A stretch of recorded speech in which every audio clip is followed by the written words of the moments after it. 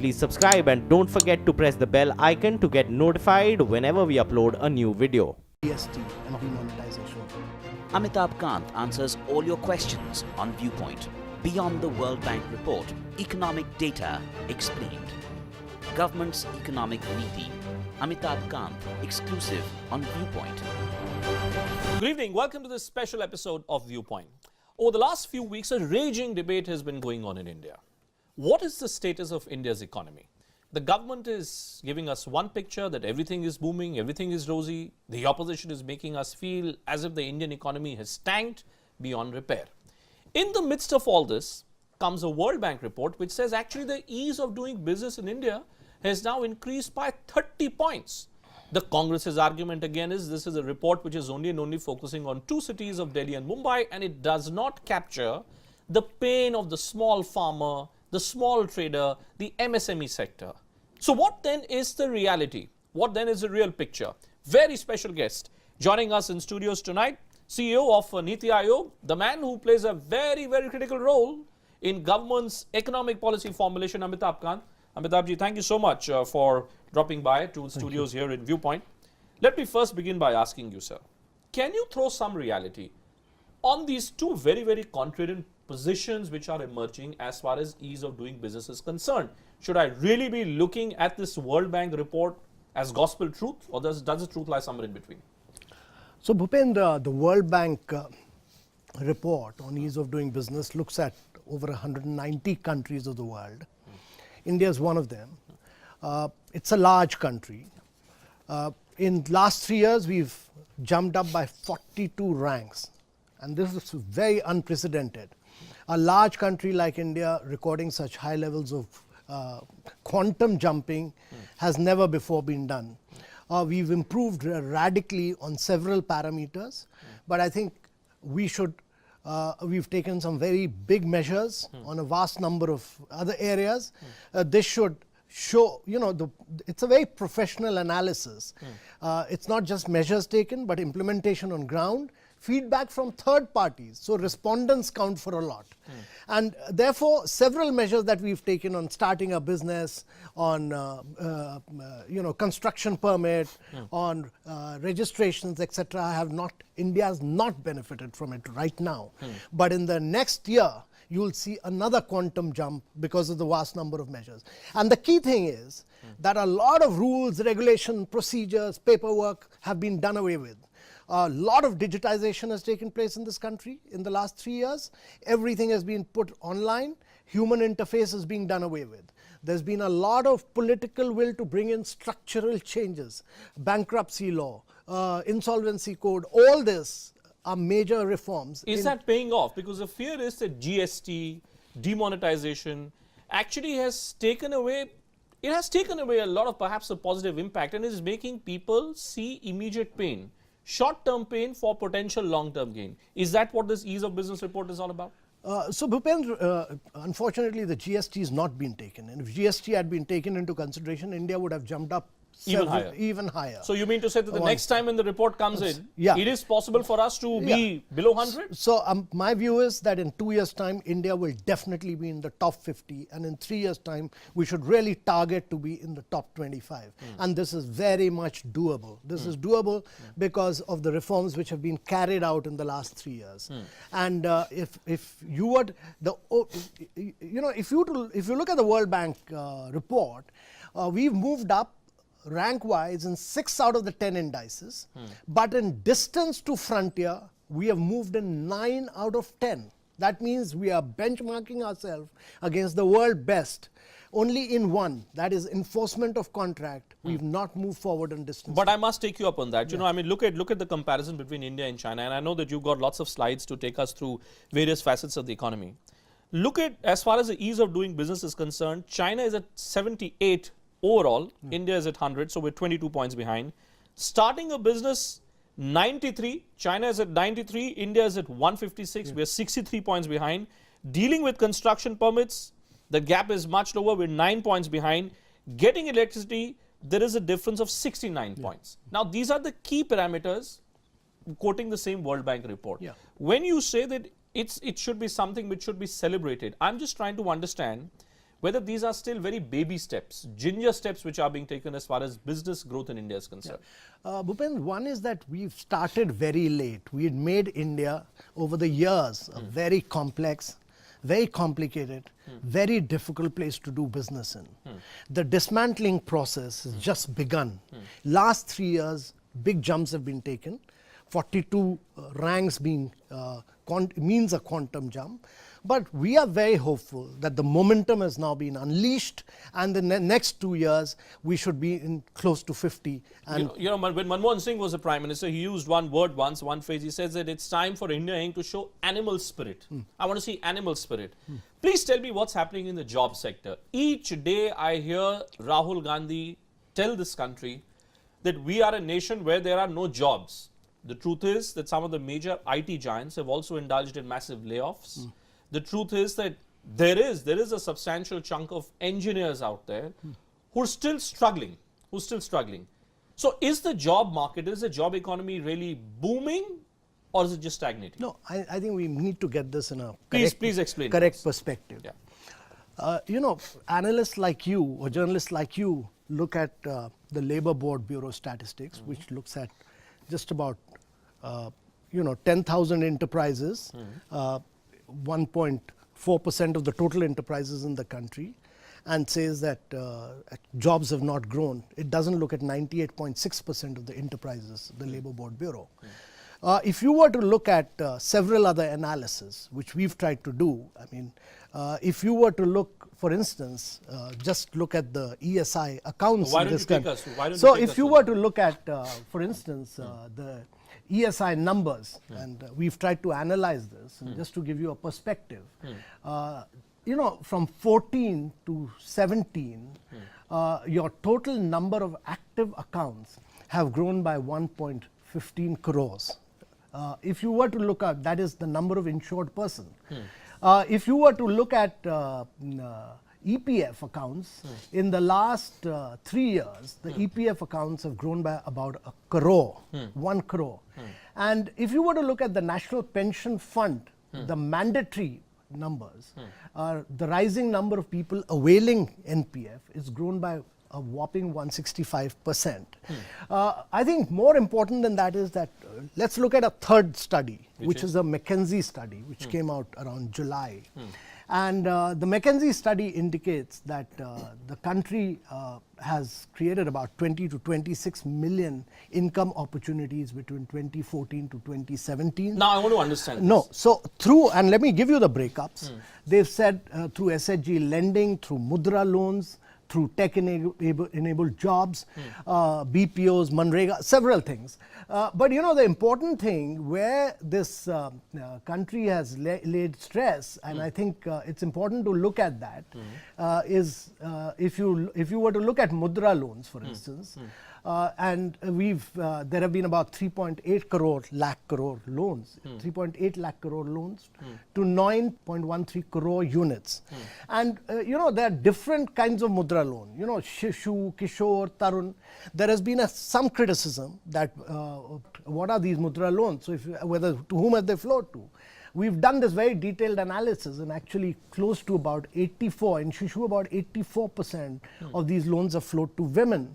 And then there has been a criticism that actually Mudra loan were existing loans.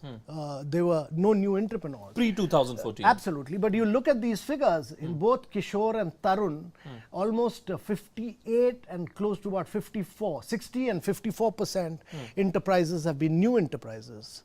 So what you find is, one, Mudra loans have flowed, large number of Mudra loans have been given.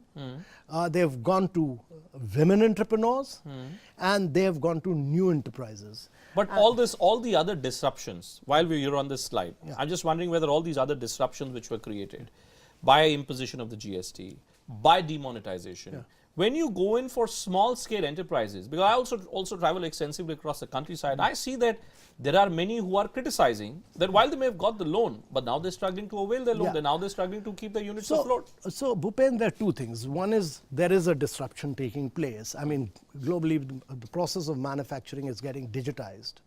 And there are new kinds of jobs which are coming in. So if you were to look at the Indian job scenario,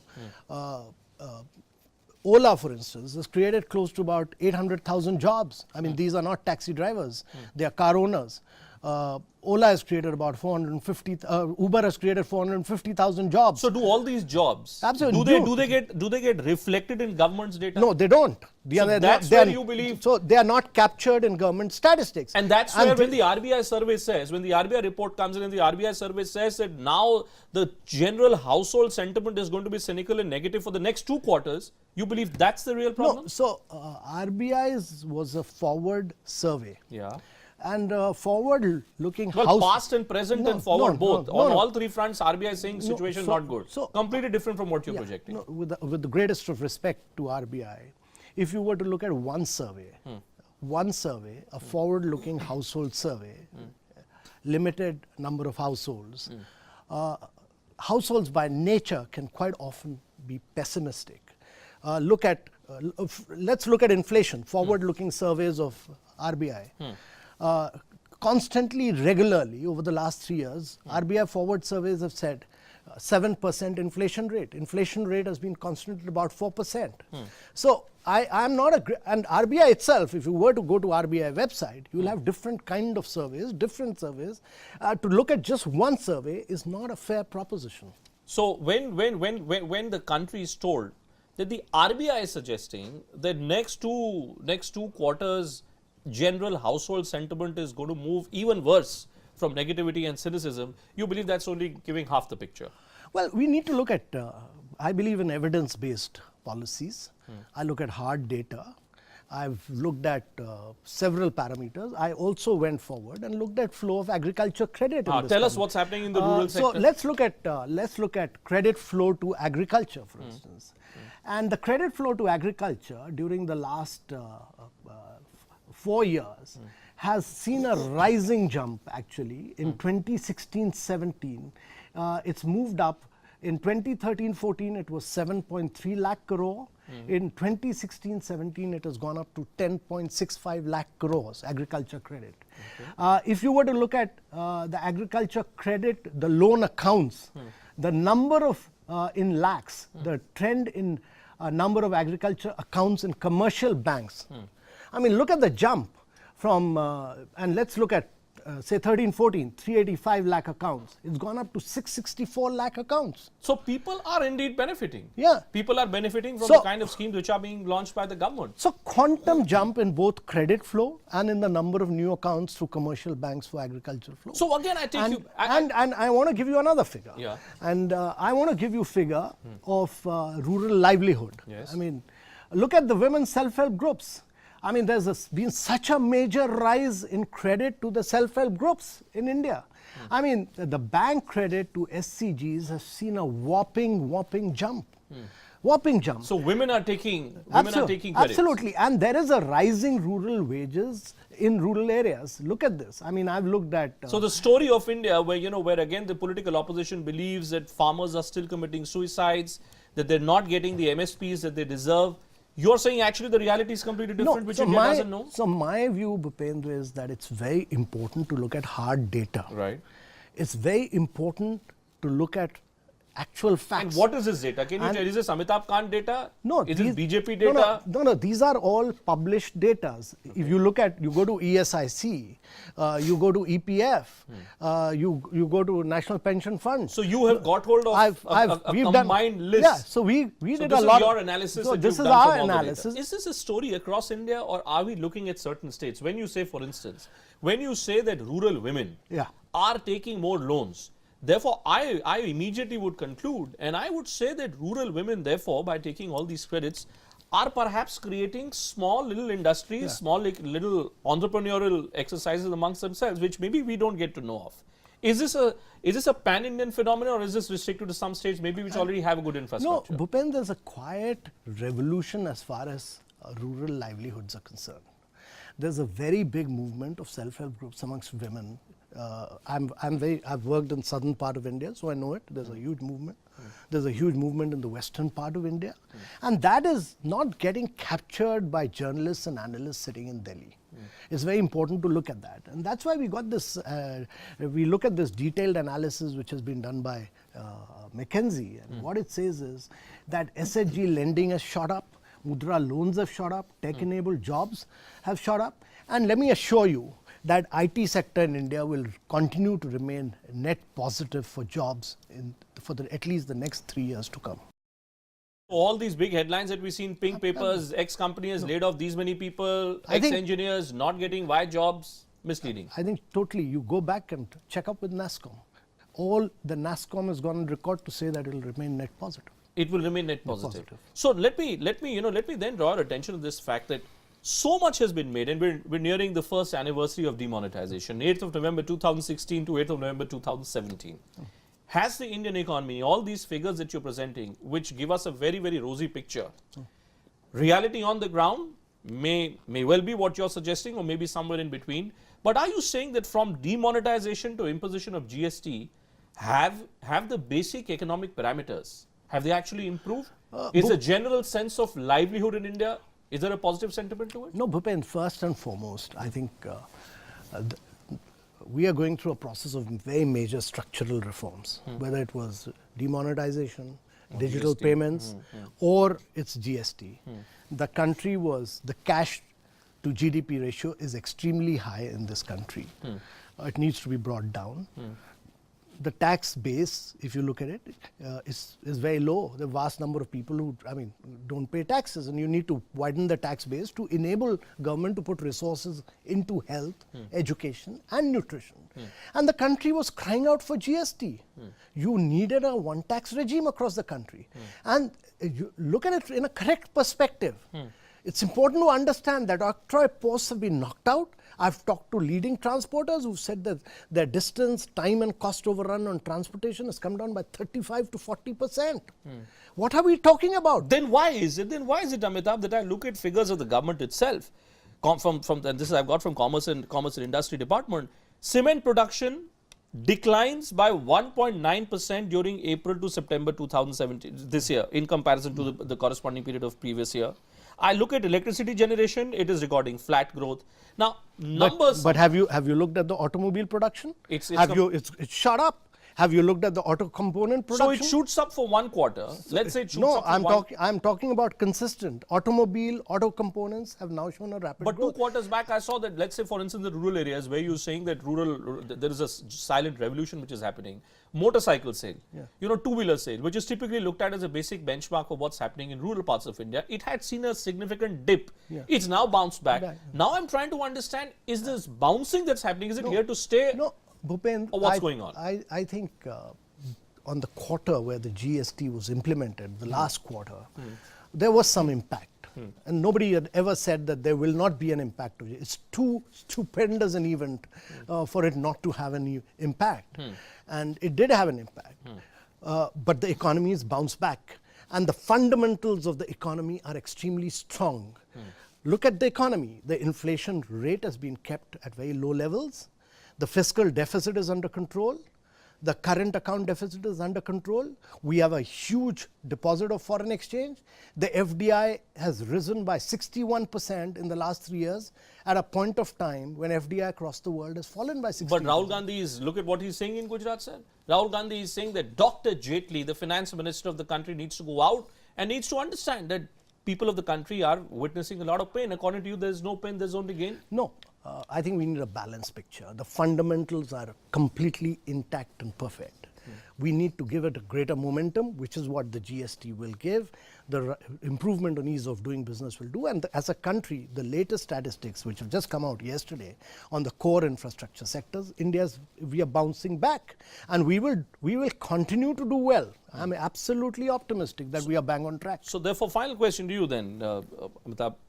Are you suggesting that India, 2016, 8th of November was described by the Prime Minister as a watershed day. It was described by the Prime Minister as a great war on black money. As far as the war on black money is concerned, have we really made significant gains? Has cash really reduced? Because I again hear contrarian figures. I see that cash again is back in the system. Then what have we achieved then in the last 1 year?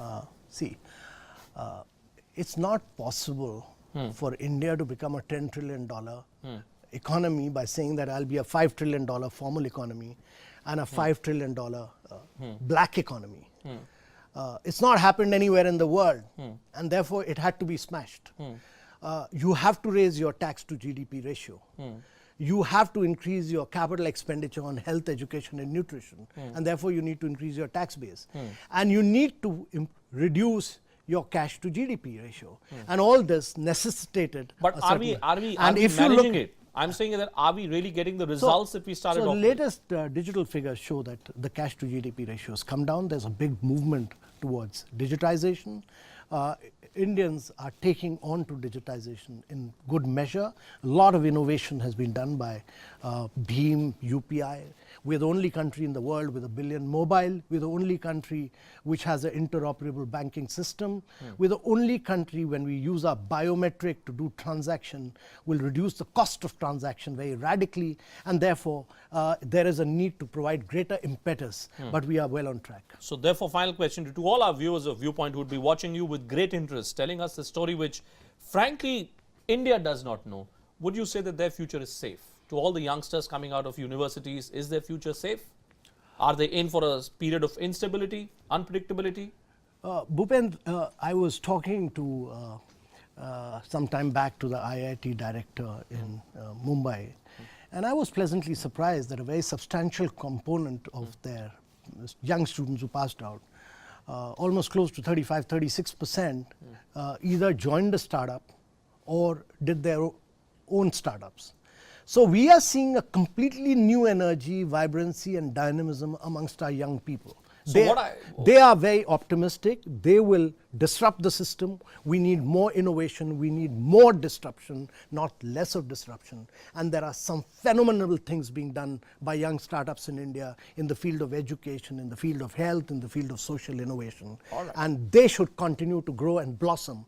And I have a very optimistic perspective of India. We must continue to grow. And we must have broad shoulders to take on small-time pains of GST and demonetization. The long-term track, the long-term perspective is extremely optimistic for India. Extremely optimistic. Amitabh Kant, thank you so much for taking time out and coming to our studios here in Viewpoint. It's important, folks, it's important to get a very, very clear picture, as Mr. Kant has given us, to real terms. What is the reality of India's economy? If you have any questions, you can Facebook them to us, you can tweet them to us, and I promise you, I'll be putting those questions back to Mr. Kant.